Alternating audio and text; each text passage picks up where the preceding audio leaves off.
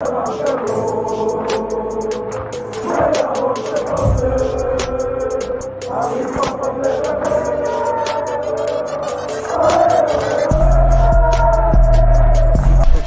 out to Kop-Ish. Shout out to Kopish, guys. All the good work the up. two legends, Emil Heskey, Howard Gill.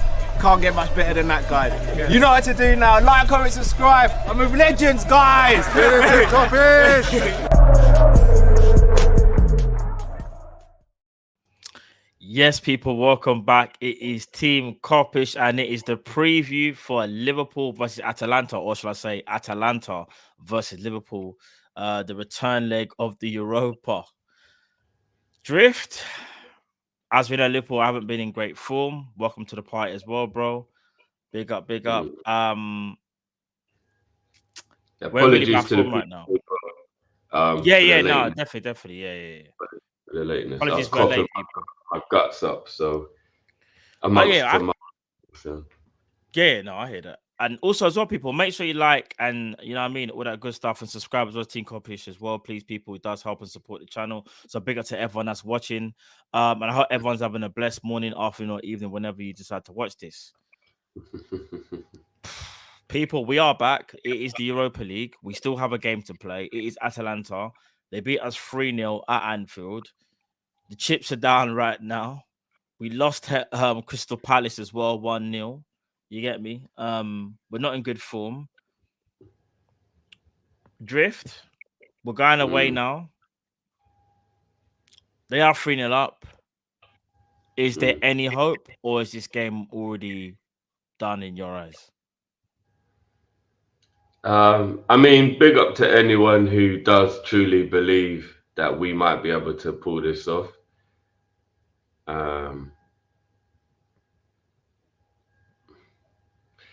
Yeah, look, I was gonna make a joke, but it's not funny. The season's over, so yeah, we're just here for the formalities, brother. We're just here for the formalities. You think it's formalities? You don't think we got a chance in hell to win this game? Well, when I say win the game, let me rephrase it, because you can win the game but still go out at the time. Oh yeah. When you said win the game, I know you meant win the tie, because well, that's what I meant, though. But yeah, that's what I meant. Like, can we still go through, though, bro? Realistically, can we do it? Do we have it? Do we have enough to get over the line and do a surprise? You know, come back against Atalanta team, which isn't a Barcelona. They are good, but they're not the best. We have the capability, 1000%, but we're just not playing well enough. We're in poor form. The poor form is the reason this happened in the first place. Atalanta aren't Anfield 3-0 better than us. Are you crazy, bro? Yeah, of course. Come on, man. They're not even remotely close to being good enough to beat us 3-0 at Anfield. But the form ain't forming. We've just fallen off form at the wrong time. We really have just fallen off form at the wrong time. And I don't think we can rekindle it. I think it's too difficult for this level of momentum to be switched. If I'm wrong, then I'm wrong. And it's almost like a miracle. But I think at this stage of the season, if your form starts to go one way, it's very hard to switch it back the other way when it's for the negative. But don't they say sometimes all you need is that one game to turn things around? And listen, we're almost not expected now to go through because our form is so bad, right? So all the outsiders have written us off. I think all our rivals have probably written us off as well. And I think a lot of our fans have as well. And maybe rightly so because of the bad form. But bro, could this be the game that kind of kickstarts back the back end of the season, or the last hurrah, so to speak? Because I'll give an example. Let's say that the forwards, they just start firing in this game, because it can happen. Because sometimes all it takes is one goal, and then there's belief. And that's what I will ask you. If we score the first goal, do you think the momentum changes, or do you still feel like, it's just one? Like, it don't mean, like, we're not really gonna, like, if we was to score first and within the first 20 minutes, which could be likely, by the way, could be, but we could also concede in the first 20 minutes. How would you feel about that? If we score first, possibly. I remember I said yesterday, I think it was yesterday during the Monday show, when I said, no, sorry, the day before yesterday. So on the Monday show, if we concede, we're done. Like, we're done. Like, if we concede, I actually think the aggregate score might be like 7-0. Oh, no. I'm not even, bro. No, bro. I'm not joking. If we concede first, the aggregate score is up to like 6-7-0 because they'll beat us another 3-4-0 again. Bro, this ain't Atalanta Hawks. This ain't basketball. We're not losing 7. No. If they score first, the momentum will be in their favor so much that it would just be a snowball effect, bro. You think we'll capitulate, basically? Do you know what I'm saying? And then we'll know that away from home, scoring 4 goals is nigh on impossible.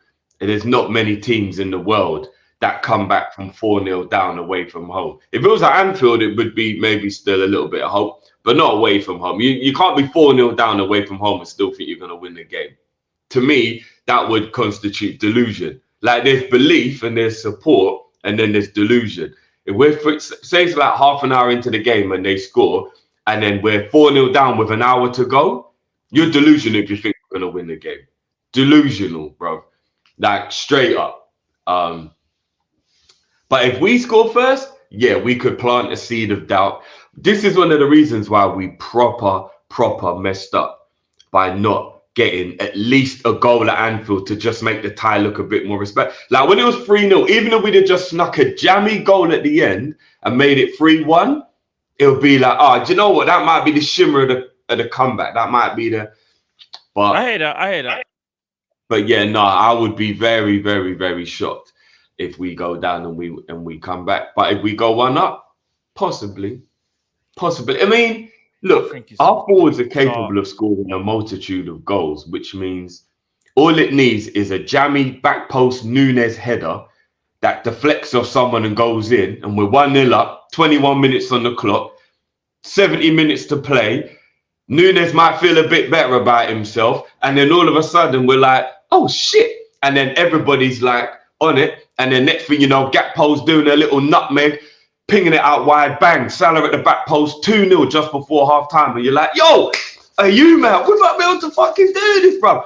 And then Mo and Nunes are feeling themselves again, and who knows, one gets a brace second half, take the game to extra time, win on penalties. We can't believe what we just achieved. That might be on the cards, bro. But we have to be realistic and not do the fairy tale thing first. The fairy tale is for the kind of the dream. We want to be watching the documentary back at the end of the season. Like, I need to see the bit where we beat Atalanta away. Like, yeah, that's the fairy tale.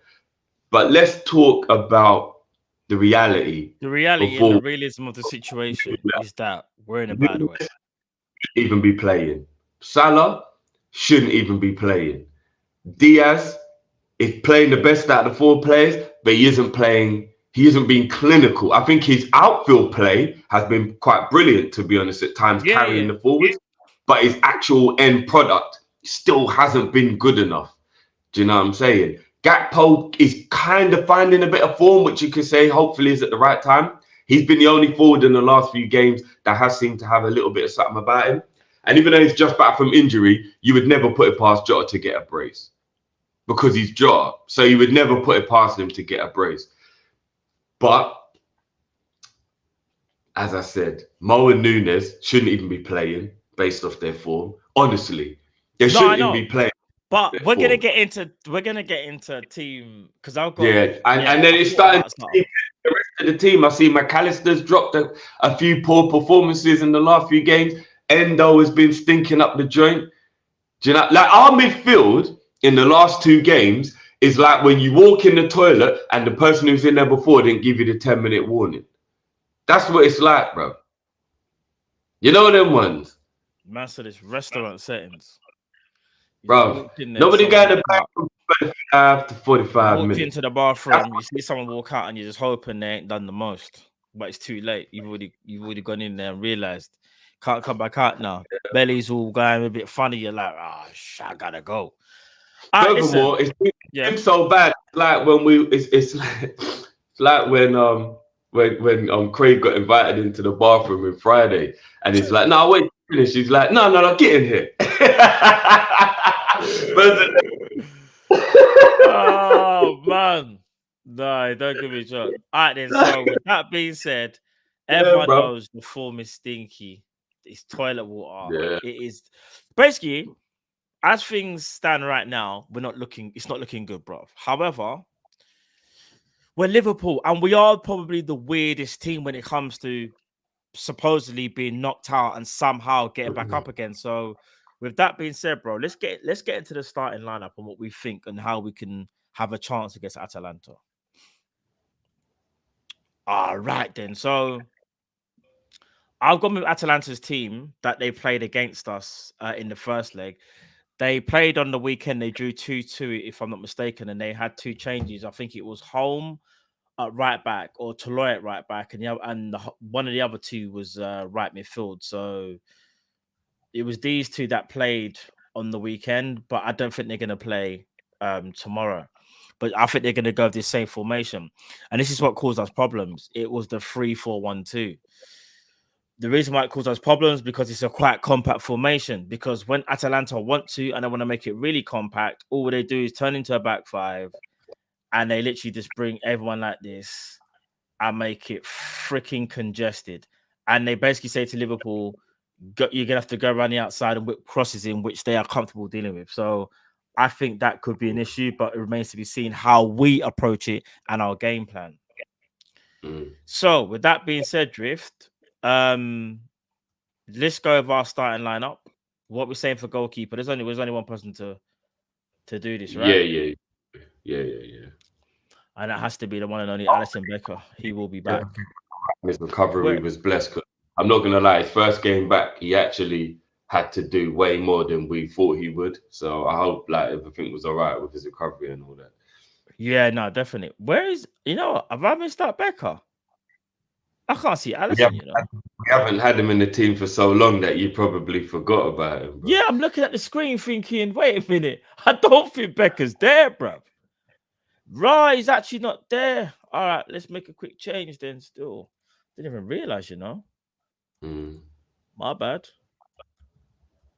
Alisson in goal. All right, then, cool. We already kind of know he's going to be right back because news broke, I think, yesterday. Conor Bradley will be out for the rest of this month. May make a return at the beginning of May, potentially for a few games, but I think it's also. Well, no, bro. Look, it's not. I mean, what Klopp might do, not my team. I'm going Joey G right back. No, I'm going Trent, bro. We got to win the game. We got to go Trent. I know we have to win the game. I know we have to win the game. Bro, we have to play Trent. Bro, you know when you walk in the house and you smell your mom's cooking? I'm cooking something, bro. Don't worry, bro. Nah, bro. It has to be Trent, bro. We've been woken up to your nana's egg and bacon sandwich and you can smell it. Yeah, and I'm waking up to it and I'm seeing in my lineup Trent Alexander-Arnold, bro, at right back. This is a must win. Yeah, brother. And Joey has been our best right back all season. No, he hasn't. Yeah, of course he has. Joey's been better at left back. That's probably Conor Bradley's probably played better right back than Joey G. Brilliant at left back, but he was better at right. He just had to go left back, and then, bro, do you not remember the beginning of the season? The reason why he was playing so well, it wasn't because he was at right back. But anyway, I know what you're trying to do. You're trying to do that. You're trying to make sure you win that. You and Kyle win that bet. It ain't gonna happen though. Joey's been brilliant, full stop. So. I'm going. It doesn't matter whether it's right back or left back. Joey's been brilliant all season. I'm going Joey. I'm going Trent. So what are we doing? We got to start. I don't know. I tell you what. Put two players in every position that we disagree on. So like, put two players right next to each other for whenever we disagree on something, and then we'll let the people. I'm going Trent. All right then. Centre backs. Do they pick themselves, or are you gonna? I think we have to let Ibu and Virgil redeem themselves. Yeah, I think we have to let them redeem themselves. All right, cool. See now, my left back would be Joe Gomez. Okay, I get where you was going with it. No, I'm going to Yeah. stick with the natural width because we're going to need to break down the defense, and I think we're going to need natural width. So I'm going to go for the natural width. Because what I was gonna, in fact, you'll see in it. You'll see. All right. Because I know what you're gonna do, but I just don't see Klopp doing it. So I'm gonna do a little. Mine's more of a. This is what I think he's gonna do, and this is what I actually. Oh yeah. This is what I would do because I know that Klopp will most likely do what you're gonna do. But this is what I would. Okay, fair play.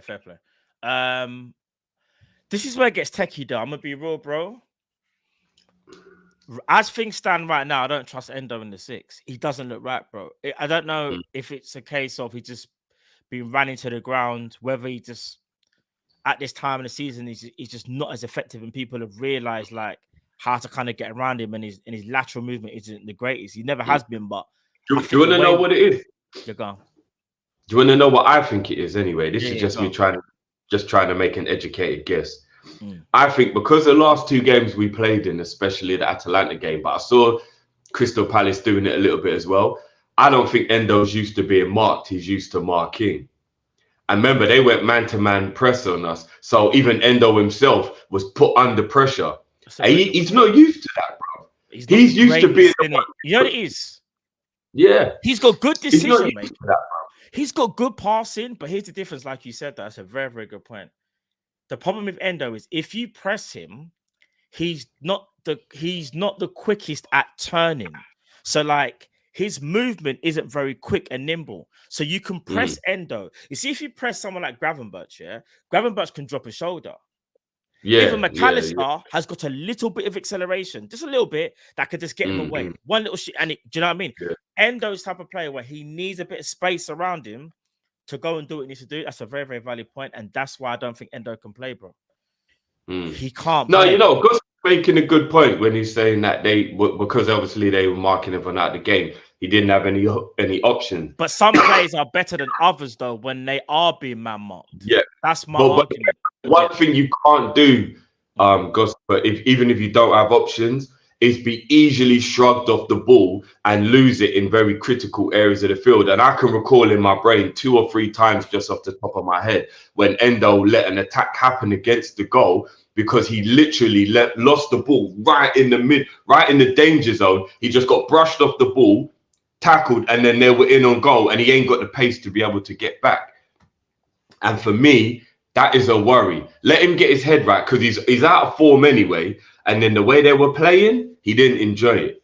He didn't enjoy that at all. I'm letting him sit down for this one and get his head right and have him on the bench as an option to maybe come on if some miracle happens and we're trying to secure the bag. We've got the goals and now we're trying to defend the lead or something like that. Then he can come on where maybe we might be being a bit deeper, the situation will be different, etc., etc. But I'm dropping him, and I'm going Mac. So am I. So Mac in the 6. I already know who your right centre mid is. I know what you would want to do. No, you're gonna. Remember, there's a bet as well. And you guys, I told you that you ain't getting this bet. You go a little bit. So left. So it's the right centre midfield. I'm going Harvey. You going Harvey? That's what I would like to see that, but I don't think it's gonna happen. Okay, cool. Right. Yeah, I'm going Harvey. And who's the left? Alexander-Arnold. I knew he's gonna do this, bro. I knew he's gonna do it. We're gonna need just for argument's sake. Trent that we're gonna be losing with Mac playing in the 6.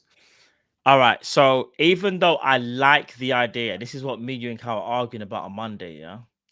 The fact that Jurgen Klopp hasn't played Trent from the start in midfield says to me that he's not going to do it now. And I could be wrong, by the way.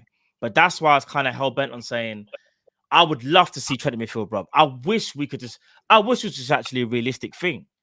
But I just don't see Klopp doing it, bro. I mean, like I said, if Klopp does it, I'll be like, oh my days, bro. Like, he's actually going to do it, but I just don't see him doing it. But for argument's sake... And here's the thing as well, because I know people are thinking there isn't much tackling and grinding and all of that within that midfield, which is true.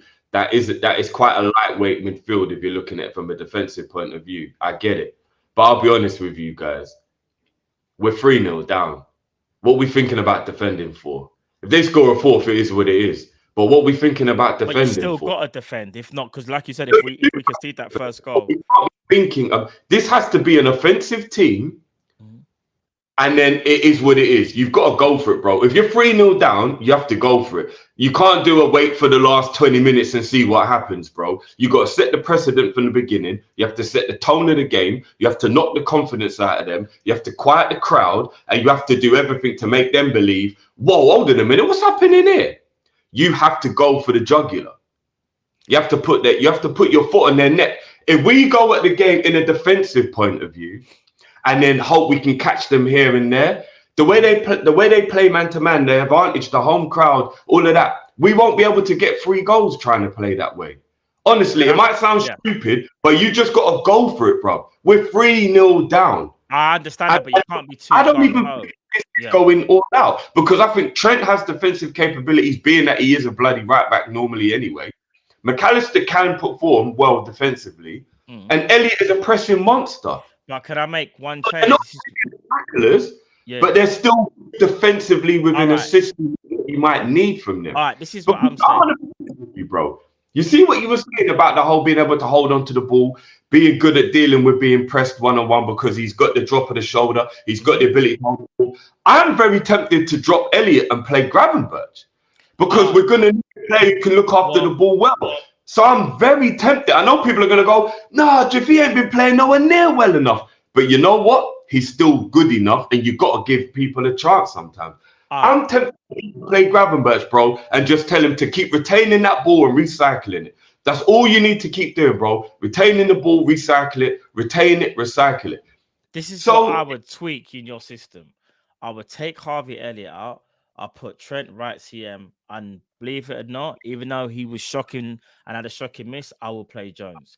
Hear my way of thinking, because I know it's only his form. I wouldn't play Jones. His form is stinky. No, his form is bad, but we need to actually. Jones is very good at being when like they're gonna do man-to-man pressing. Jones is very good at being very press resistant. So what I would say, I know we're gonna get into it, people. But you see, Trent, if he is right CM, it's getting in that half space like a KDB and being able to fizz chances in there. Because I'm telling you from now, we know Atalanta are going to play at low block, and that's why you want Trent on his favoured side. So he can pick up pockets around here. I'll wait for Drift to get back, and then we'll get into the... I'm here, brother. Okay. But I do think Jones being press resistant, and he's one of our best pressers. I know he's out of form, but I still trust Jones. That's the thing. I still trust him. Whereas with Endo, right now, it sounds weird. I wouldn't trust Endo right now. So I would tweak it. If like I'll put Trent there and Jones there, because what I was saying to the people then is that, bro, Trent can do that KDB thing, because we're probably going to need that KDB thing with that low block, because Liverpool don't like to play through the center way too much. So it's about finding the right angle, the right space for Trent to put crosses in, bro. And I think if he was playing left, it would be better because he can also shoot. No, but as well Trent as loves to. No, but if you do that, Trent, as good as Trent is at shooting with his weak foot, on his strongest side, he's way more comfortable, and he can do things first time. Whereas if he's on his left, I'm not saying he can't do it, because he can. We've seen him do it. I just think on the right, though, bro, this is where I think he cooks more for me anyway. Yeah, he probably would cook more, but I think that all of our players that are playing, other than Jones, are better on the right. Like Elliott is better on the right. Gravenberch is better on the right. Even McAllister, to a degree, is better on the right of the 8. Meaning, you're kind of... If Jones isn't playing left mid, I think it would be better to play Trent there. If Jones isn't playing... Okay. Big up the people in the chat as well. Big up to each and every one of you, by the way. I hope you smash that like button, please. We're getting into we're deep dive tactics right now. All right, I tell you what, let's get into the front three, and then we're gonna look at how we can break this team down. So, right wing, bro. Well, who are you saying for right wing? Soboslai. Okay. Okay. I would have gone maybe left, but so Soboslai, yeah. So Salah. So you're saying Salah gets dropped? No, I'm saying put Salah in the middle. So if I'm not mistaken, if I'm good at reading minds, you want to see this then?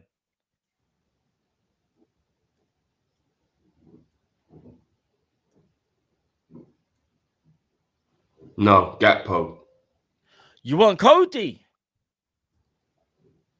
Well, I'll be damned. Cody's in form. Yeah. So I'm guessing you want Salah to do the false 9. Yeah. That's why I put Salah. And, I want him central, so he's closer to goal to just do what he does best and score goals.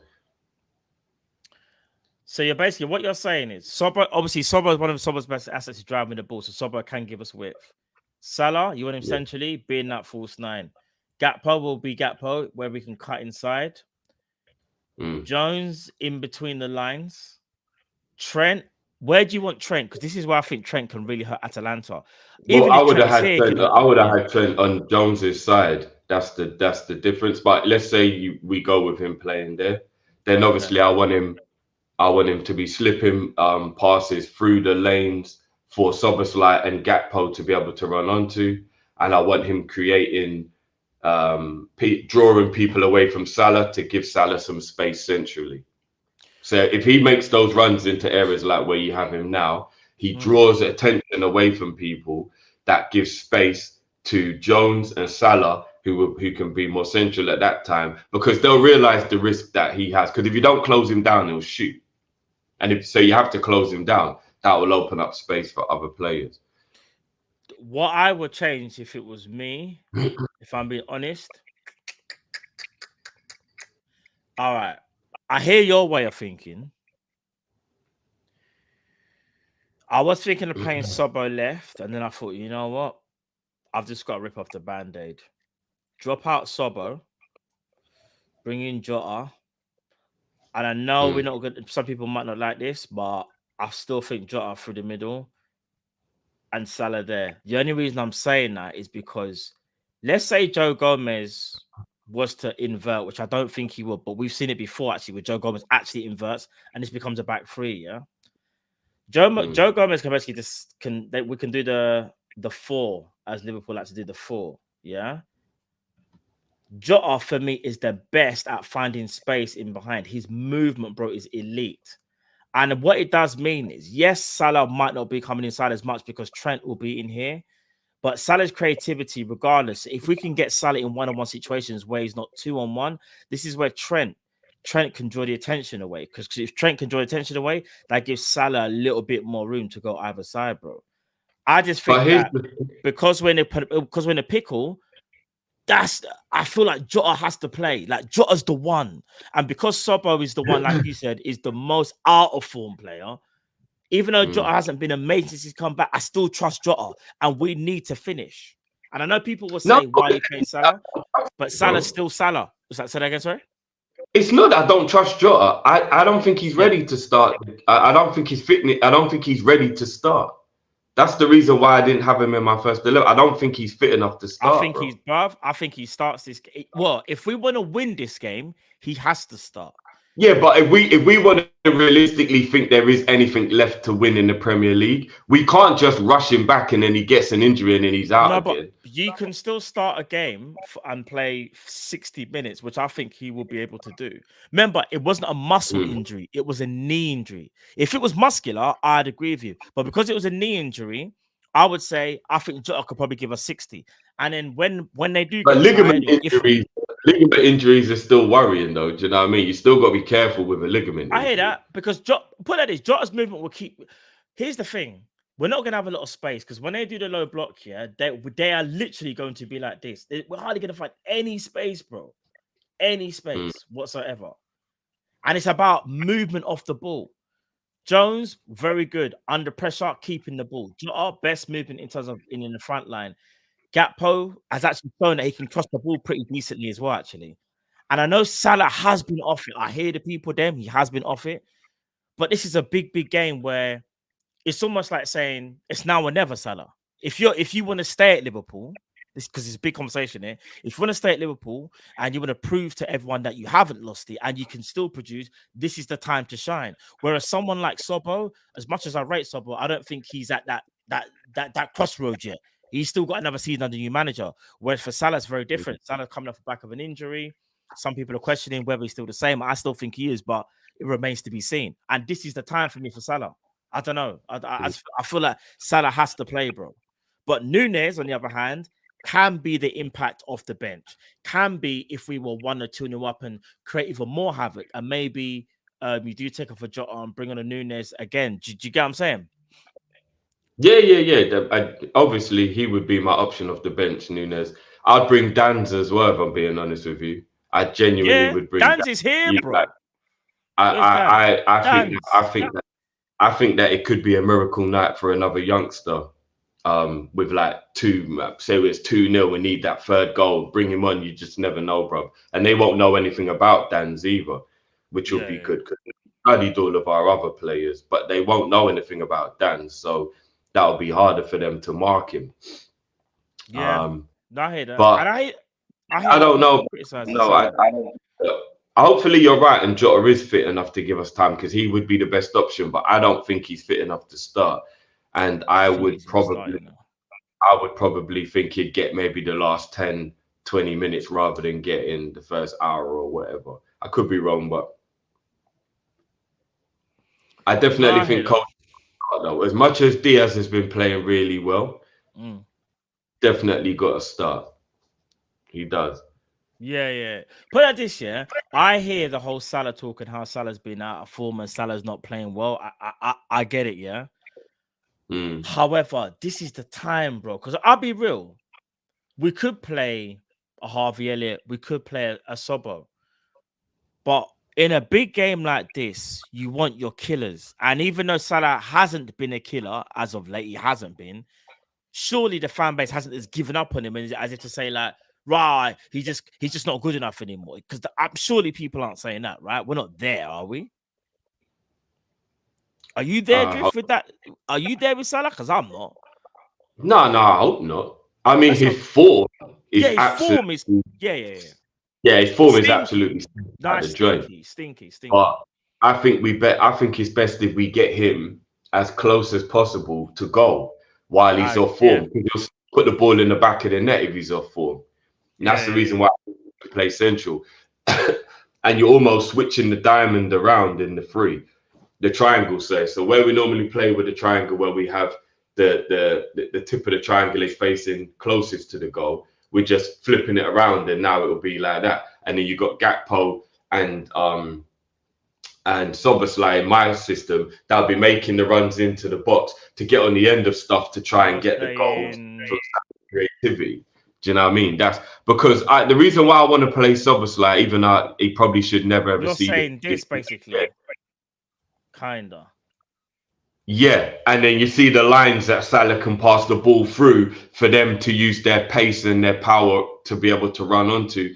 And Cody's is a very good finisher as well. I think because he ain't been playing well, people are forgetting Cody's a very good finisher. So he's one of the main people.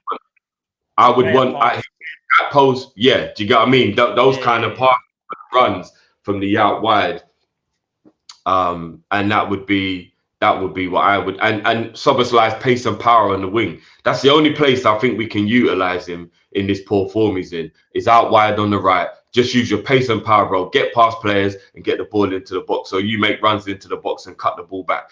No more midfield, losing the ball, being a liability, passing, being terrible, all that crap. Anything I've seen positive from Szoboszlai in the last 4 or 5 weeks has been whenever he's made a wide overlap and gone out wide and used his pace and got round the back of the players from the right hand side of the pitch. Anything else, and I haven't seen him do anything. Well, he's so I just his hands to push them back. Play him right wing, and he'll help track back as well because he has got the defensive capability. So if he plays right wing, it won't make the right side like vulnerable defensively the way it is when Mo's playing. Because let's be honest, when Mo's playing, it's a little bit of a weakness our right side. Like it's quite easy to get at because Mo don't get back and help, and then Bradley or Gomez has been, doing a lot of one-on-one defense. Happening? This as well. So I would definitely do that. But Robbo, like you said, could be key. We have to be careful of that, not to push up Robbo, because that I'm putting it like this. I think Trent spoke about in an interview about the whole invert thing. Which I don't know if you've seen it. It's on the overlap with Gary Neville. People, if you haven't seen that, go watch that. It's actually very good insight in terms of our tactics. Funny enough, I think he spoke about it a little bit too much, but not obviously to the point where, like, what I took from it is what Klopp actually wants us to do is actually kind of mad, Like, I don't give anything away, people, but if you can, try watch the video today. It's actually a really, really good watch. It's a brilliant one. Well, do you know what? I don't care if he's a mank.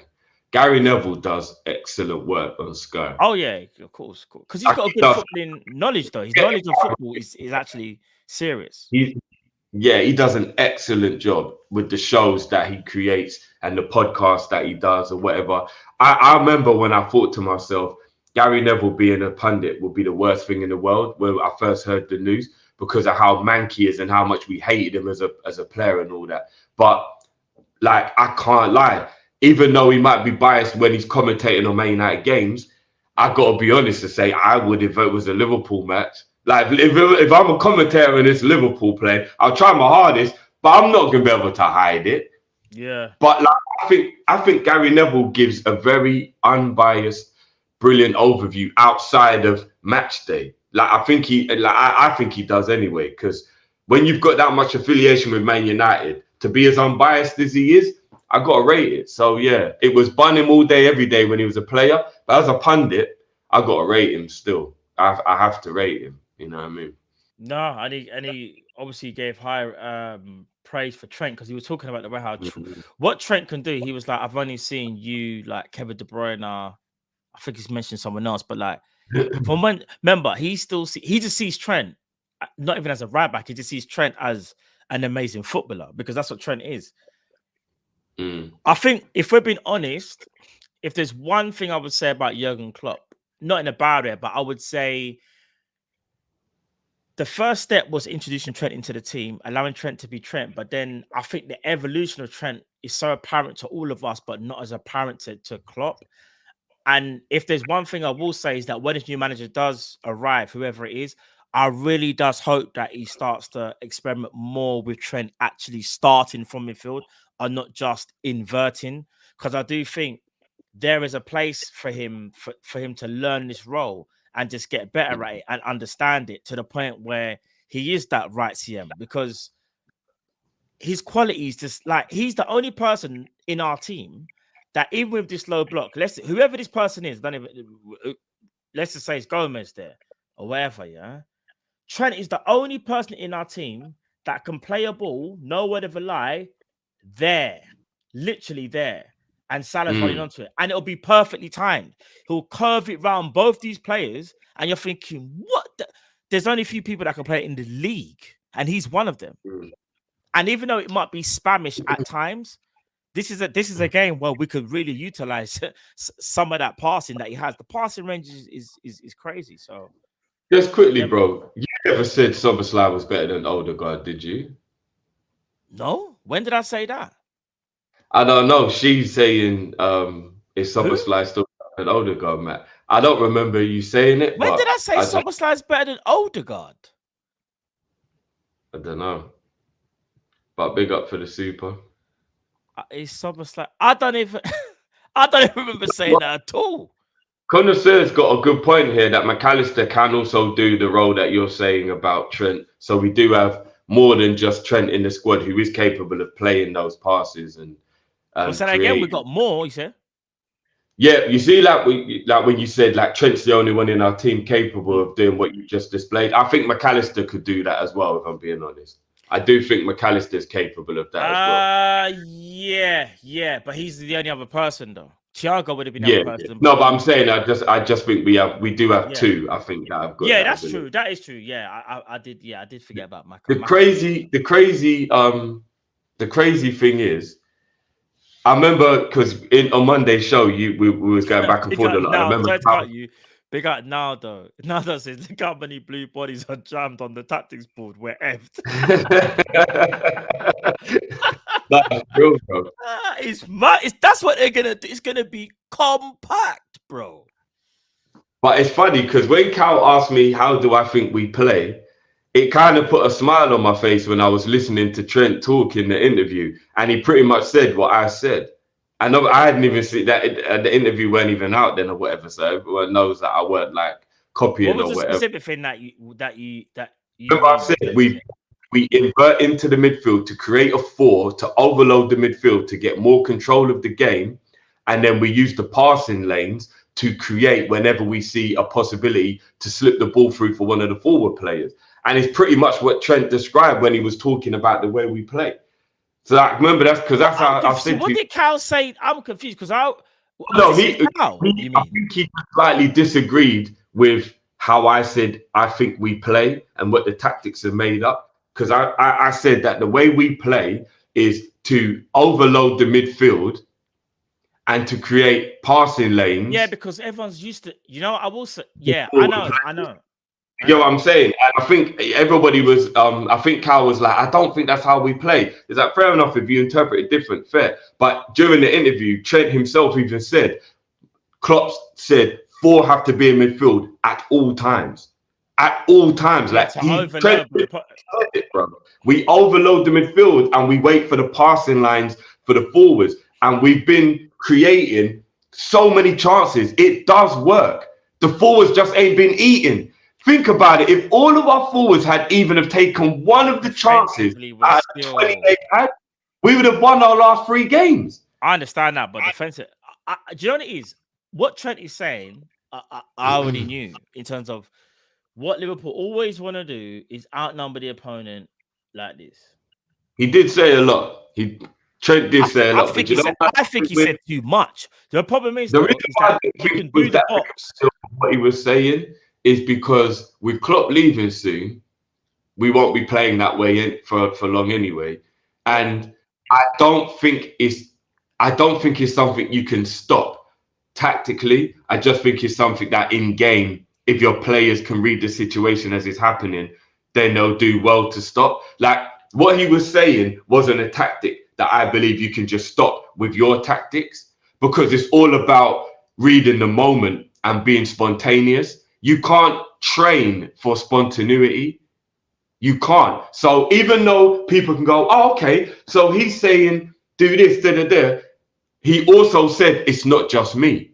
That guy might do it. That guy might do it. That guy might do it. How can you train to know when everybody's going to do what they're doing? Like you can't. Look at this troll. Big up yourself. Apparently, I said something like career could be better than Jeff. You're doing too much, Sadoff, bro. You're doing too much.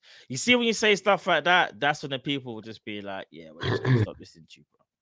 But good try, though. Good try. But big up, though. Big up. Big up. But no, you're right. I hear what you're saying. I think the problem is that it's defensively, it just hasn't been, chicken 101 game. Or the allegations are crazy. I guess the tactics haven't been working. It's working from an offensive point of view, but from a defensive point of view, it hasn't been working. And I think it's mainly because of the form of Endo and maybe even the drop-off of form of McAllister. And I think it's just been about the players, period, bro. And this is the thing that I've always said to people, that people misinterpret when we're doing poorly, when they start going ham on Klopp. Klopp's system has a very heavily reliance on individual spontaneity and ability to see the situation. So when somebody's playing poor, it makes Klopp's tactics look worse because it's a lot about the individual. So what I will put some blame on Klopp for is giving players so much responsibility. That's the part I will put the blame on Klopp, that he puts so much responsibility on the individual to be able to carry out such a spontaneous, difficult task. But that's what brought us all our success in the first place, because if the player's good enough, more times than not, he will be able to carry it out. And players playing badly is part and parcel of life. A player can't be great every week. Social media has made people think that players have to be amazing every week and they can't have a bad game. That's not true, and that's never going to be true, is it? So no, I hear that. I just think that right now we've lost form and it's a bit mad, and it's just happened at the wrong time. But when it works, it works. It's high risk, high reward. I said that before. The way we play is high risk, high reward, and that individualism. Right now, it's high risk and no reward. I'll be honest. That spontaneity. I hear you, bro. I hear you. It's high risk and no but reward. Let's be honest. This is the only period of the season. Unfortunately, it's come at the wrong time. Like I said, this is the only period of the season where we've been poor to the point where it's give us doubt. And we're 7 or 8 months into the season. And it's the first point of the season where we've really had doubt. Up to now, no one's ever had faith. Nobody's had doubt. So some people, here's what I think I will say though. Even though we have been winning games for the majority of our season, there was people that still even doubted the way we were winning because they kept on saying this isn't sustainable. And what's happened is that it's been so long since we've gone and had bad form that people might have forgotten what people have said. And I wasn't even one of those people, but there were people in the chat, bigger people in the chat that were saying things like, defensively, like we still just don't look right. We concede way too many goals. We concede too early. The way how we create our chances as well, it's like we have to do too much. Like there's too much. What can I say? Like having to rely on like individual brilliance to score goals. So big up to the people that were saying that because they kind of kept with what they've been saying with since the start of the season, and I can't begrudge them because now it seems like the signs for a lot of people that were saying it, the signs were there. So yeah, man, big up to everyone, and that's why I love the channel because I love the people in the chat. You know what I mean? For the people that watch and not watching, because everyone will say and have their say, and I do think there were definitely people that were saying at the start of the season, I love how we, play football, but it's still too risky and we still make too many errors. And when it gets to the business end of the season, we might find some problems in it. So, but yeah, that's enough on tactics, people. We'll wait for Drift to get back. But what you lot saying though? Do you think we have a chance? I do think if yeah, you're right, Jamma. Matt, Alisson and Keller are outperforming the XG, and that is because defensively we just haven't been right all season. Do you know what I mean? The signs have been there. There were inklings of things from earlier in the season, but I thought they would have been ironed out. And if I'm not mistaken, I think it was only 5 games into the season, and there was even myself was saying we're conceding. Like, why do we always concede so early? Like, and start so slowly? So. Sorry about that, bro. Yeah, that's right, bro. But yeah, I just hope that this is a game where we actually start well, but it's like asking for a miracle because I can't remember the last time Liverpool started well without having to concede. Let me just try and put a little perspective on it because I get where people are coming from, but I just always want to give some people a different way of thinking, which is what I do sometimes as well. Sometimes when we're having these conversations, I just try to give people a different perspective because if you get stuck too much in the way you're thinking only, sometimes it can become something where you become blind to other stuff. So I can see people saying things like all season there's been a bit of a worry, etc., etc. Fair enough. We haven't been perfect defensively. Letting in the first goal has been really bad. I understand those things. But we can sit here, we can say exactly the same thing about Manchester City. All season, people have said, City don't look right. They're there for the taking. Nobody can truly put their finger on it. Nobody's really fully been able to break it down. But people can just tell, me included, because I've been watching it, you're like, they do seem a bit more vulnerable defensively. They do seem like they can be got at. They do seem a few, you know what I mean? There's been a few things. I don't know what the reason may be, but it's there. Adjustments, we never made adjustments. Have they though? Yeah, bro, I still think that they look vulnerable defensively at times. No, but bro, they're not. I think that they look like their old self, but they're still chugging along and they're still winning games. Because bro. When you're waiting, the difference is, I would say, of us, yeah, there were warning signs for every team other than I would say Arsenal up until this point. So Arsenal, I'd say, started the best out of us 3, right? Man City. No, not started the best. I think Arsenal took a little while to get going. At the beginning of the season, they were a bit disjointed as well. They were a little bit disappointed, but I still would have sat there and gone, oh, they look a bit better. From an offensive point of view, maybe than Man City, right? Okay, cool. But Man City have had their issues and they don't look the same team as last year. That's very, very true. And it did take them a while. And they're still not even perfect now. But they've made adjustments to the point where we now look at them and go, they probably will win the rest of the games this season. Why are we saying that? Because we wouldn't be saying that if they were still not looking the same and teams can get at them. Don't get me wrong, teams can still get at them, but we still would probably have them down as the favorites right now, right?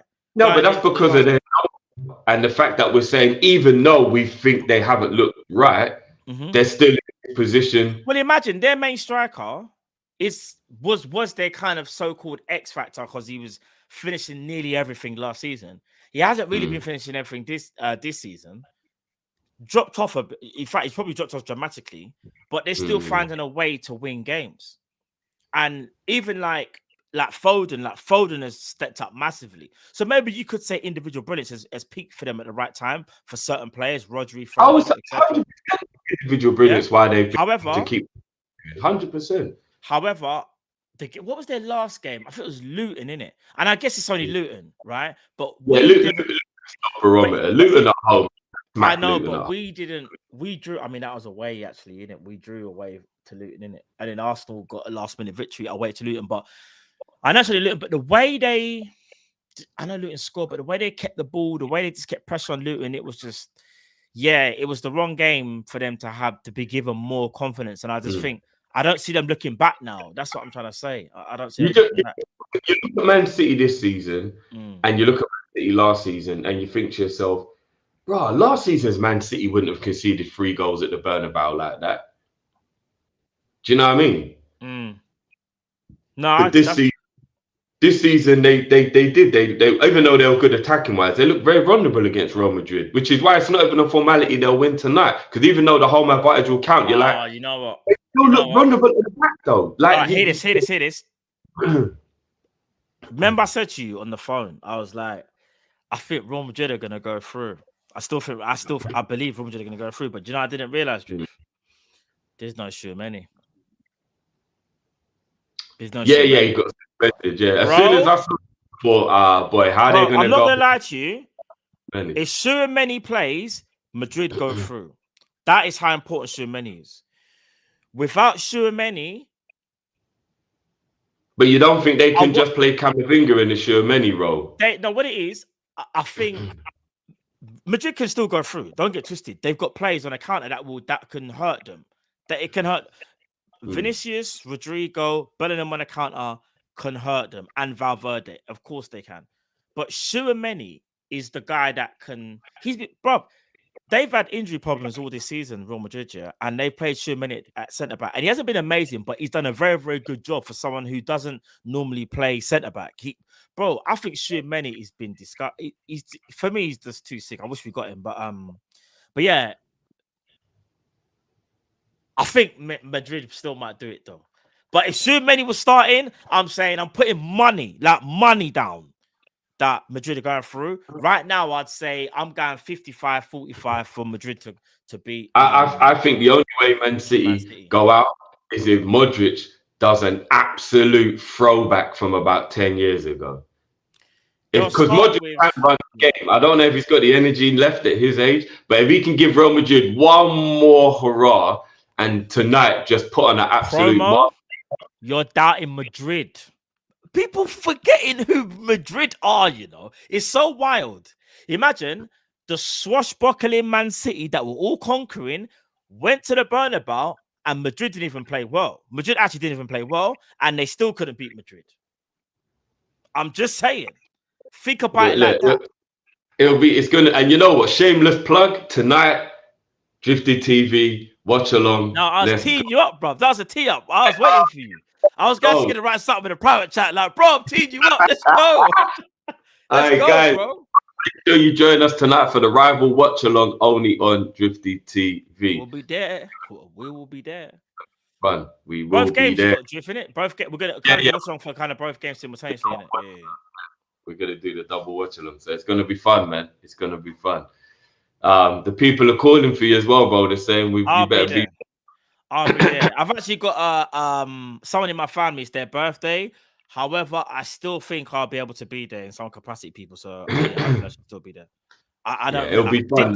I'm actually excited for the game. I'm more excited for the Madrid City game because I just think, don't be wrong, obviously buying Arsenal game is still very, very important, but that Madrid game, like, I don't know why, bro. I just want to see Madrid top up City, blood.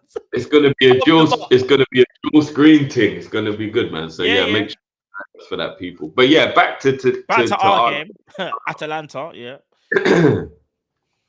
I don't know, man. I don't know, bro. I just think realism tells me we're done. And my heart will always hope. I'm a Liverpool man, innit? It is what it is. I'll tell you what.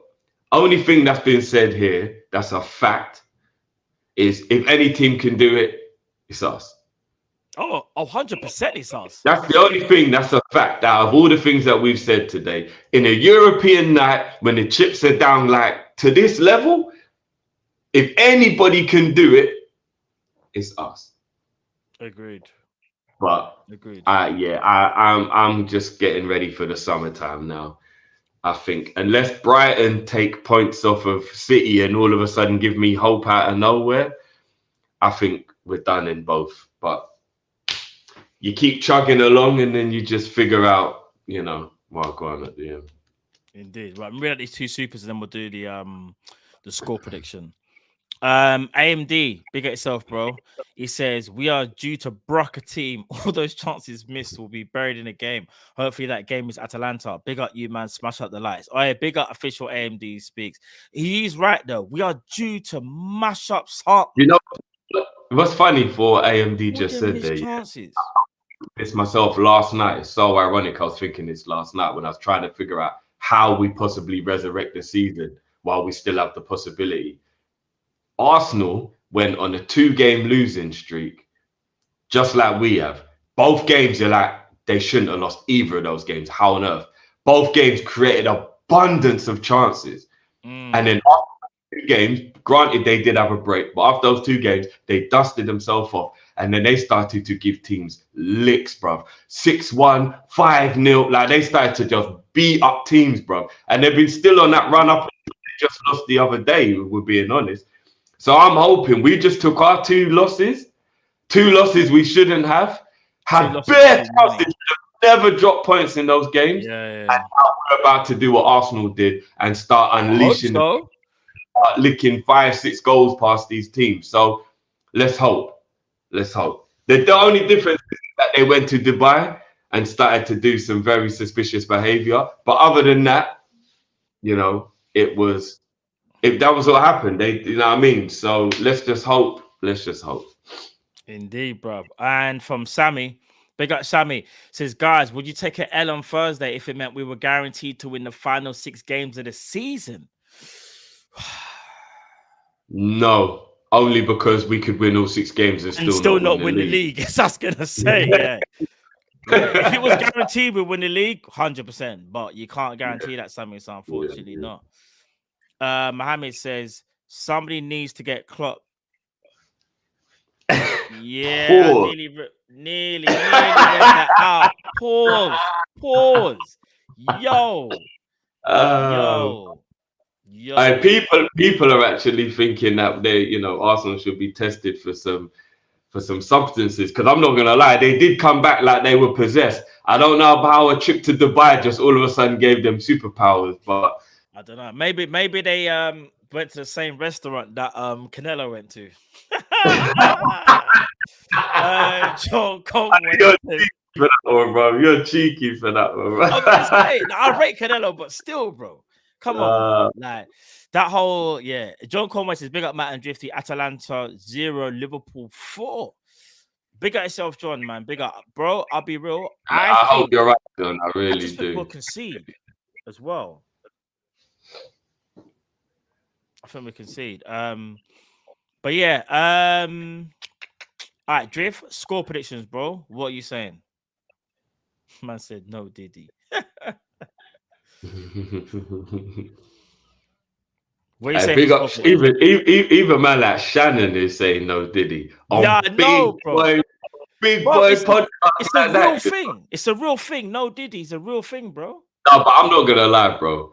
Even though it's funny, man can't be dragging him like that until he's actually found guilty. It is, bro. It is that. It is that. It is that. Until he's found guilty, it's white. Nah, bro. I'm not gonna go into it, bro. They're even just basic things that you see, like man talking to like there's videos all surfacing on Twitter and all that, where you just see my man talking to a younger Justin Bieber, and it's like, bro, like, why you, whether you're trying to sign man or not, yeah, there's just certain things I'm just like, nah, bro. No. Do you want to know what? I know this is a mad tangent, but what's mad is the brain works really weird. And if you think something, you'll start seeing things and you'll convince yourself that it's what you want to see. So I'm not saying he hasn't done these things. There's too much evidence, bro. Because if you can see behavior in anyone, and if somebody told you something about that person, you can start thinking you're seeing things to back up what you've been told, because now your mind. No, but even when these things happened at the time, people were saying it was crazy. Like man saying things like sleepover. What? The brain ain't got to work no way, bro. You know what I'm trying to say? I wouldn't even go. No. But you get what? Sometimes you think you're seeing something because you believe something is there. Do you get what I'm saying? Like you start thinking about certain things because you're like, oh yeah, maybe that was that, or maybe that was when that. So I'm just saying, I'm always innocent until proven guilty type of person. He's guilty. So. I think he's guilty, bro. That's just me though. I think he's guilty. Yeah, they ain't gonna be no court case. I can see. But I hear what you're saying though. In most cases, it would be that, but I just but nah, big up. Yeah, Vern. I'm sure that's what it's called. Big up, Vern. Confirmation bias. That's what you do when somebody tells you something about. Like if I said to you, Matt, hey, you know what? You see that you over there? He's a thief, you know. And the last couple of times you've seen him, you were spudding him, you was talking football. Bro, you know the Diddy stuff has been from years ago. Like no, but as soon as I tell you that this brother's a thief, everything you do now, regarding the shoot, you're gonna be looking for the signs of the thief. And even if he did, like, even if he just like went over to the table where like the presents were at a wedding or something, you'd be like, oh yeah, and you start watching him. And if he did something, be like, what's he doing? And you start thinking everything he's doing is dodgy, because in your mind now, you're like, right, this shoot's a thief. I'm telling you, bro. Someone told you he was a thief from when you was in high school. What I'm trying to say is this year. What you're saying is true. That would still pop your mind if you didn't know any different. No. But what I'm saying is there's been a lot of allegations, about this person for time, and it kind of went away. And we know in this world, money is power, and you can push things to one side when you've got money. Yeah. However, what they always will say is the truth will always surface at some point. And in my opinion, this is what's happened. In my opinion, it's just a case of things have been put to one side for so long.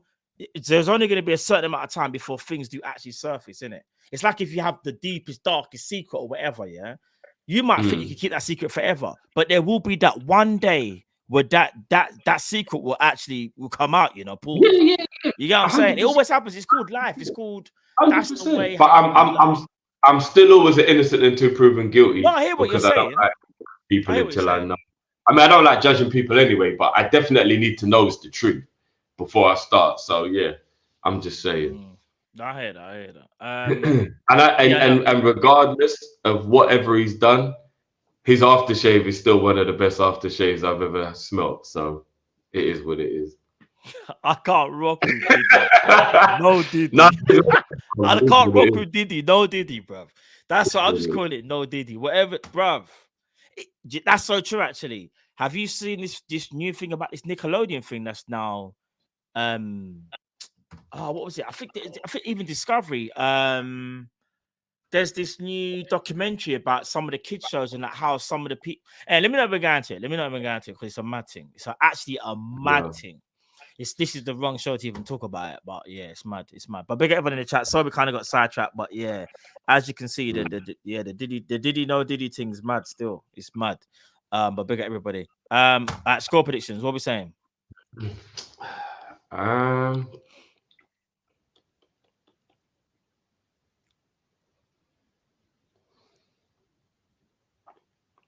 2-1 Liverpool.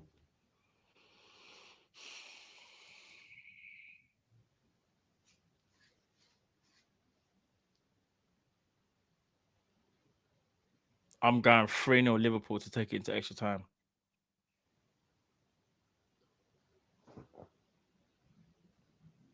I think this is finally the day when, I can't remember who said it. It might have been official. Is it official MD Speaks? You think he said? When he's like, we're going to, at some point, we need to ras up a team. This might be a team we just ras up. And do you want to know something? Gasperini is a very attacking coach. I feel like if we score one, they will start to capitulate. The problem is if we don't score in the first half, we won't win the game. And we won't even, nothing will happen, basically. Have to score in the first half. If we score in the first half, I believe we can win the tie. But we've got to get one before halftime because it will add so much doubt in their minds and they will be unsure how to play the game. Because if you sit back and just soak up pressure, even a fluky goal could cause you problems. So, yeah. First goal's cool. No. I'm a madman for saying this. I think Liverpool are going to go. I don't even know. In fact, yeah, I think we do it 3-0. I'm sticking to it 3-0. 3-0. And it goes to extra time. No, I hope you're right, bro. I really, really hope you're right. But I'm going to go 2-1. I think Liverpool win the game. They don't win the tie. But that is big belief, though, that I have in my team for a team that's not doing anything right now. But I think if we get that first goal, though, I think we do it.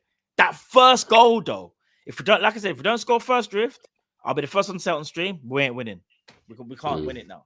Or even if they score, it's done. If they score, or we can't if they score, it's over. And that's one of the reasons I don't think we can go. Ain't nothing going in. That's one of the main reasons I don't think we can go through either, because we are conceding a goal a game. We are, but I just still feel like as good as Atalanta are, they are not some formidable opponent. We let them be better than what they actually are. And that's what really frustrated me more than anything, actually, if I'm being honest. Do you know what, Marvel? They removed the cash out option yesterday when I went to check what the amount was. So I've got no choice now. I've just got to go with it. I only win my money if Arsenal go through now. So swear.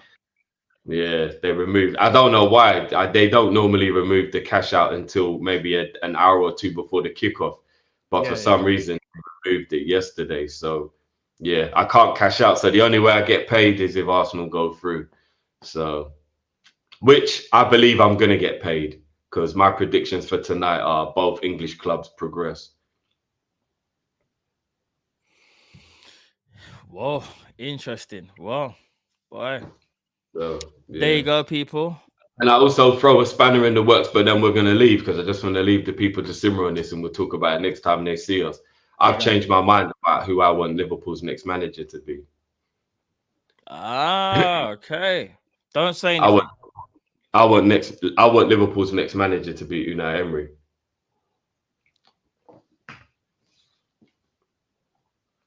Yeah. Quick question. We'll talk about it. Just a quick question, then we're going to go. Just a quick question. Do you think Unai Emery does better at teams where there's not as much pressure? I think he's very unfortunate that the two big clubs that he's been at had a lot of behind the scenes problems. If he's at a big club that's stable, I think he'd do a brilliant job. Arsenal weren't stable, and taking up from Wenger was an extremely difficult thing. Big up, man. He said you're drinking that after shit.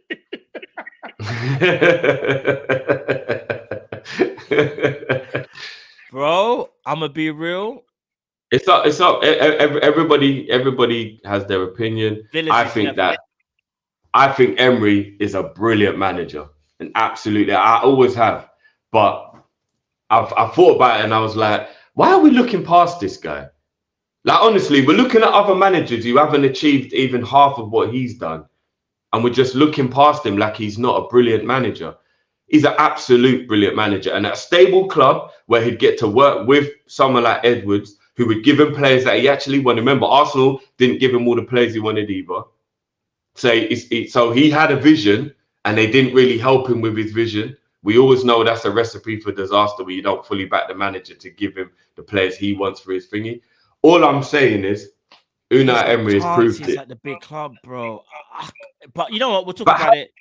The chances at the big club, because the team Arteta won the FA Cup with was his club, and Arteta was given way more chances than he was. And everyone knows PSG. Even Ancelotti struggled at PSG. PSG is just a mind fuck. Like, you can't judge someone at PSG. I mean, he didn't win the Champions League, but he won everything else. Emery won the league at PSG. Emery did exactly the same thing Ancelotti did there. Like, PSG, we all know PSG's are crazy, but I am not judging Emery off of what happened at Arsenal and PSG, because both of those two big clubs had issues at the time he was their manager.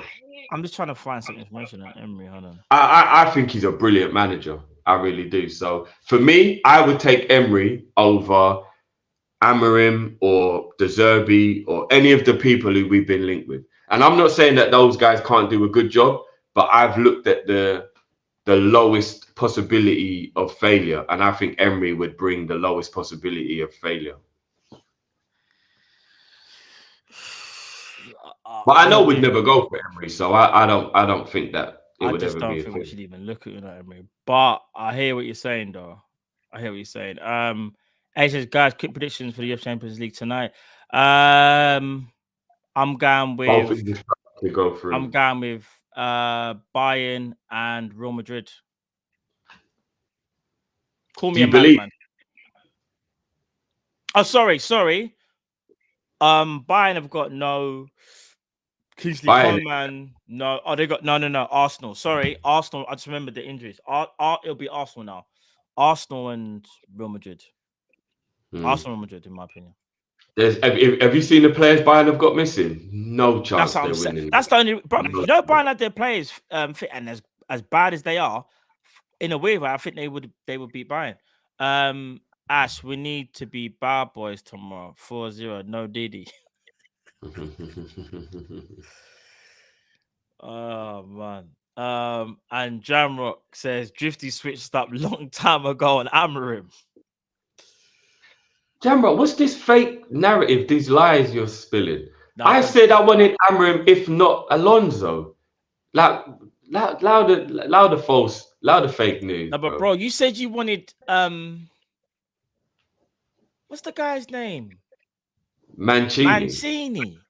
Yeah, but that was before we were having a serious conversation. Once we got serious about the real candidates, I said Amorim was a second choice. Mancini was never a choice.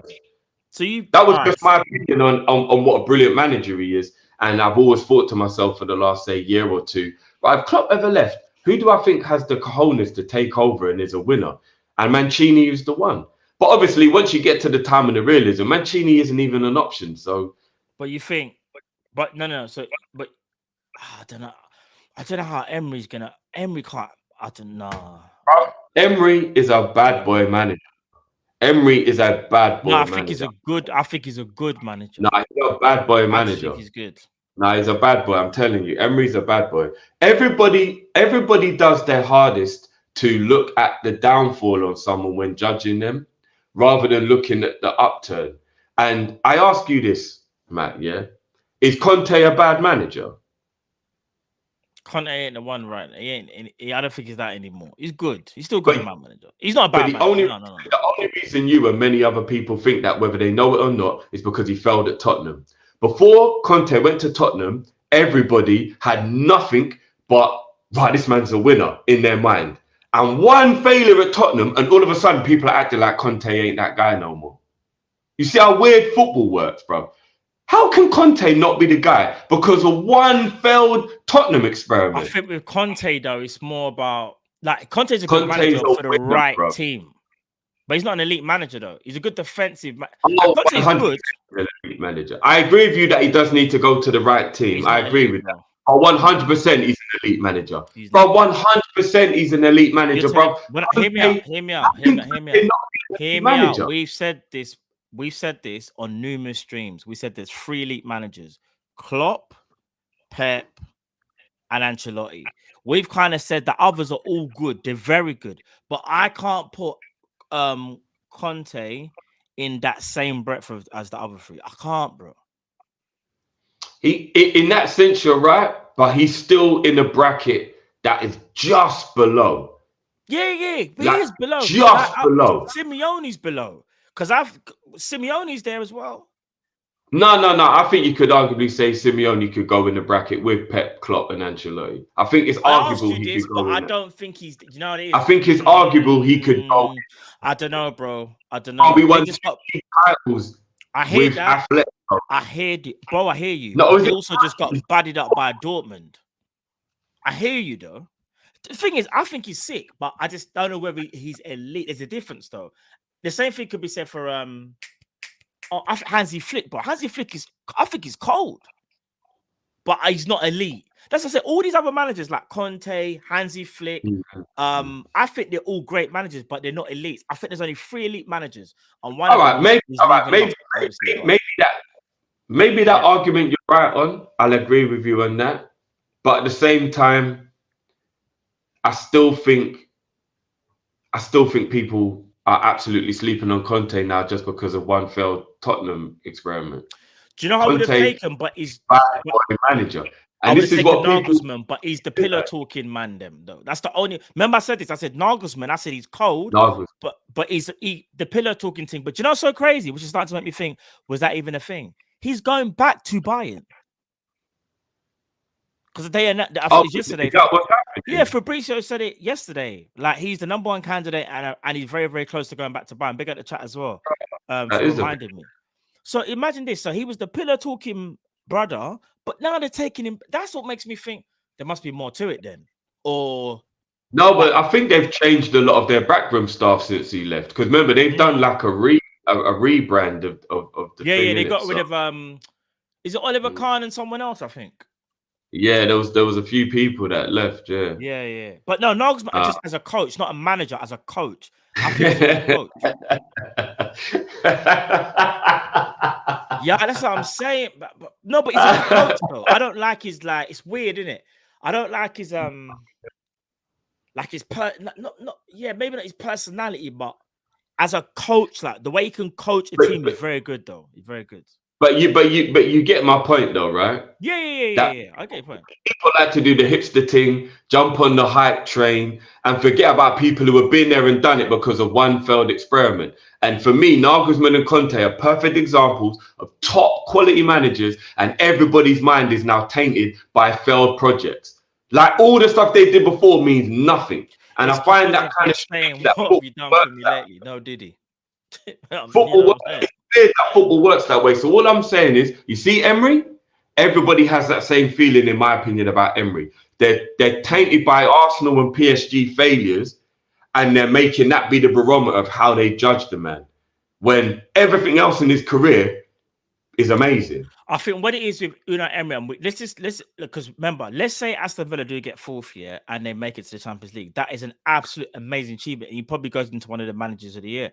My argument would now be then, let's see what Aston Villa do next season when they're in the Champions League, and obviously they've got more football to play and there's more pressure. Because one thing I've always understood about Unai Emery, I think he works better when he's kind of like that underdog, so to speak. Like in a weird way, a little bit similar to Klopp, but I think Klopp can get better results. But Unai Emery, for me, thrives when there's less pressure, when he's got time. Because remember, when you're at a big club, you don't have the same amount of time, and maybe not even like the same backing pause like as maybe a slightly lesser club where they kind of will say to you, we'll give you everything that you need and we'll give you time and go and do what you need to do. Whereas like at Liverpool, bro, I'm gonna be honest, you see from jump here, say the first 5 results, he gets like 2 wins and 3 draws, yeah. But the pressure already will be a mad thing. Like it'll just be insane. Yeah, but it'll be the same for anybody. No. But what I'm saying is that you think Amram can handle 2 wins and 3 losses in his first 5 games? No. But what I'm saying is that if you're bringing in a manager who isn't even like what's the word favorable with the fans, we'll probably give him lesser time. Amram, we might say we'll give him 2-3 more games. But with Unai Emery, you might be like, no, I've seen it all before. We've seen it at Arsenal. We've seen it when they couldn't do it in the Champions League. That's what I'm saying. So it's like you have to be careful who you bring on board. Yeah, that's silly. People do that, but I hear you. That is true. But again, that goes people having the warped memory of the bad times. That's what I'm saying. They won't think about how brilliant he was at Valencia, how brilliant he was at Villarreal, how brilliant he's been at Villa. They'll just remember, I failed at Arsenal. Like, that's crazy. And let's be honest, Valencia might not be a Barcelona. Emery, Liverpool manager, like club in Spain. Yeah.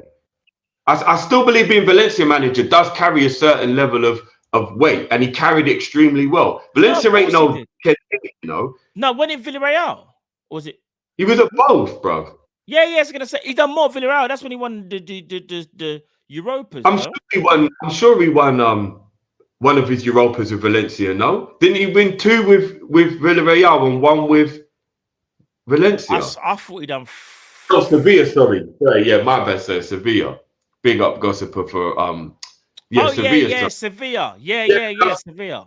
Sevilla and Villarreal, isn't it? Sevilla and Villarreal were the 2 that he free. I was free with Sevilla. For some reason, I thought was it free with Sevilla? Sevilla carry heavyweight, bro. I'm getting confused. I know they're not big boys in the game, but at the same time, there's still pressure to be the manager, and he carried the pressure well, and he won. But bro. It's a different type of pressure, bro. Come on, as great as Sevilla are and Villarreal are, they're not Liverpool, bro. Oh yeah. The Villarreal pressure is not. What you got to understand is this: we're losing an elite manager, and whoever we get in is not going to be elite, right? So we're looking for the best capable manager. That manager has to be at least kind of. Remember, that's why Alonso, is a good manager so far from what we can see, because he's won a title with a team that you're not supposed to win it with, right? And he was favorable. And I do think with Xabi Alonso, even we would have given him more time, even if he started off bad, even though I don't think he would have. Now it's like the manager you bring in, whether it's an Amrim, Unai Emery, or freaking your hated manager, De Zerbi, whoever it is, they have to kind of hit the ground running, because unless they're favorable, and I say Amrim is slightly more favorable to others, maybe people come around to the idea of Amrim a bit more so, you might give them that more time. If not, bro, they could be in trouble. And then we don't want to be in a scenario where 10 games in, we have to think about a new manager, because then we just start going in them Chelsea. No, but that would just be us being stupid as fans. Look, like I said, no, but bro, let's say you don't get. It's about results, though. We have to keep it a buck. But who's to say that anybody's going to get results following? But that's why you have to be so careful who you pick, bro. So careful. But Amarim's not proven in the league. Emery is. Being proven in the league, it don't get wrong. It's a sure thing. I mean, De Zerbi's more of a sure thing than Amarim if you're going on. But you got to look at someone's trajectory, and right now you would arguably say Amarim's on a good trajectory, like how Alonso was. Remember, if Amarim wins the league again, it won't be the first time; it'll be the second time, I think, in 4 years. Alonso just won it, so their trajectories are going like that. Unai Emery, his trajectory, in my opinion, it's gone up ever so slightly, if not the same, because his achievement right now will be amazing. But his achievement wouldn't be bigger than winning the Europa with like a Sevilla or something like that. Because I think that might be a bigger achievement than actually no, because Villa have got players in it, so he's doing very, very well. But his trajectory, I wouldn't say is like skyrocketed in my opinion.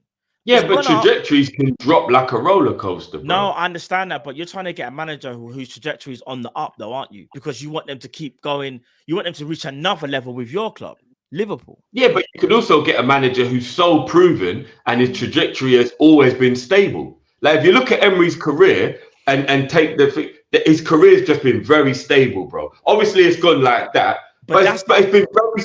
But stability is the perfect thing to follow Klopp. But that's my argument. So I'm not saying Emery couldn't do well at Liverpool, but I would worry about Emery because I feel like the bigger the job, the worse it is for him. Whereas I feel like the less of the job, the better results he gets. That's just what bro, this is how good of a manager Emery is. He used his own superpower to get Arsenal to a European final. Did they fall suit to the Hazard show? Yes. But bro, how many European finals have Arsenal been to in the last 30, 40 years? I understand now, but he still didn't get them over the line. I know we can talk about Hazard. We can, because Hazard. It was the Hazard show. Without Hazard, Arsenal with the trophy, bro. When you're in a final, you're in a final. People didn't care about this when we were in our finals. No one cared about. Not saying no one cared. We understand that Courtois had an amazing game. But what it still reads is Liverpool lost, and it's like, yeah, we lost. We didn't win it. When we won, when we lost the Europa, when did we lose it to Emery? Actually, when he was with Sevilla, we didn't care in it. We were just like, we freaking lost, bro. You don't care in that moment. You don't care. But I know what you mean. Look, you know what I mean? It is really. And I see a couple people because they want to talk about when he let Barcelona come back in that Champions League tie. I'll say one or two things. It wasn't good that happened, but he was up against. Weren't they like 5-1 up or something, or 4-1 up? Yeah, something like that. When Neymar went crazy. But it was the MSN show. Nah, that was the MSN job, though. It was the MSN show. It was. And I'll also say as well, if we're going to go by that metric, then we also have to keep the same energy. Ancelotti's bottling of the 2005 Champions League is way worse than Emery's bottling of a double tie against MSN. So let's keep the same energy, because no one held that smoke for Ancelotti after we beat him. Yeah, but Ancelotti's no, Matt. That Liverpool team was basic, and Ancelotti 3-0 lead with the best Milan we've seen probably ever. The difference with Ancelotti is that but Ancelotti got revenge in 2007. But it doesn't matter if he got revenge. He's won how many Champions League? No, I get what you're saying. He's been able to avenge. Emery went on and won a European trophy the year or two after he bottled that game. So that's his comeback. And beat Man United in that final, bro. But like I'm saying, Ancelotti went and got direct revenge straight away. He wasn't having it. And now that's irrelevant, bro. Ancelotti's cleaned up. Let's not compare Ancelotti to Emery. I know what you mean in terms of bottling. That is true. I agree. Bottled. No one was speaking bad of him in that 2 years anyway. That's because he got wait to get to a Champions League final again. Bro, you know some teams don't even make a Champions League final. Do you know what I mean? Finals, Ancelotti's gone in there. In fact, other than that one, how many has he lost? Ancelotti. I think it might be. I don't think he's lost any other finals. I don't think he has in it. I think it's just. But at that time, all of these things hadn't happened, and nobody spoke down on him, and nobody said it made him a bad manager. But he let go of a 3-0 lead with 45 minutes to go. I'm sorry. But that is Barca won 5-1 or something stupid, or 4-1. I think PSG. Remember, it was something crazy. Like the lead was insane. It was 4 or 5-1, and then Barcelona scored. But then PSG scored, but Barcelona got like 4 goals in a row. What I mean is like going into the game. That was at the new camp. That can happen. Nah, bro, I'm gonna be real. No, come on. That was MSN at the new. You acting like, but they had Ibra in them, man. You acting like there's some scrubs. No, you do realize that PSG wasn't as good as the. Hold on, bro. They were 4-0 up. 4-0 up, bro. Barcelona were 3-0 up when they came to Anfield. What's that? Another goal? No, but they were MSN. If you're coming up against MSN, anything can happen. You're gonna make me go look for that, but don't let me search that PSG. Anything can happen, Matt.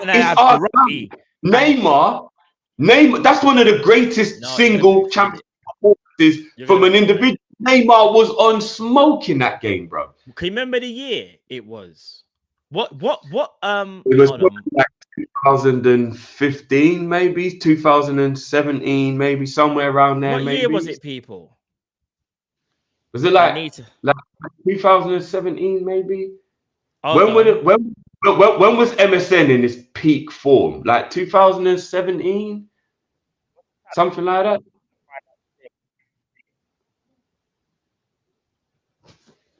What year was it?